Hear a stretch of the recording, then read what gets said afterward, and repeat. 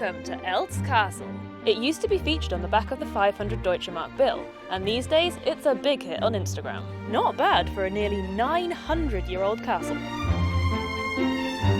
There are an estimated 20,000 castles in Germany, although some look a little worse for wear. But whether romantic ruins or fairy tale perfection is your thing, you're spoilt for choice here. There's even a route called Castle Road that stretches all the way from Mannheim to Bayreuth and takes you past some 60 castles. The glorious Schloss Neuschwanstein in Bavaria is one of the most visited castles in the whole of Europe and is even said to have inspired Walt Disney.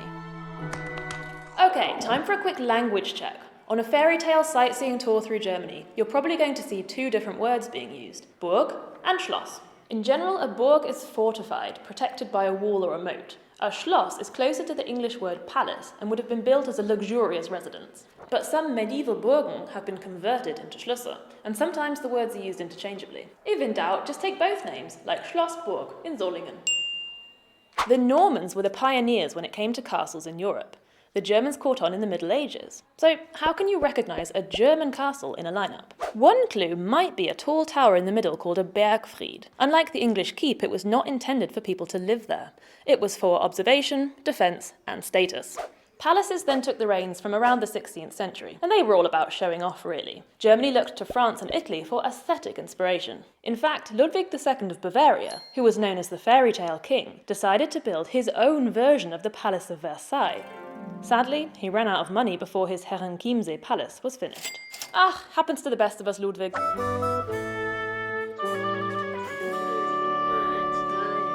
There does seem to be quite an appetite for royal gossip here in Germany. I definitely know more about the British royal family now than I did when I lived in the UK. Perhaps that's because the Germans no longer have royals of their own.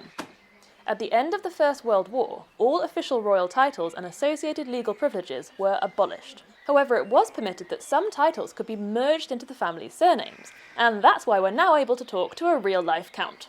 Ich heiße mit vollem Namen Dr. Karl, Graf und edler Herr von und zu Elz, genannt Forst von Stromberg. Wofür stehen von und zu? Wir sind entstanden auf Elz und wir sitzen jetzt noch auf Elz. Von und zu. Was bedeutet das heutzutage, ein Graf zu sein?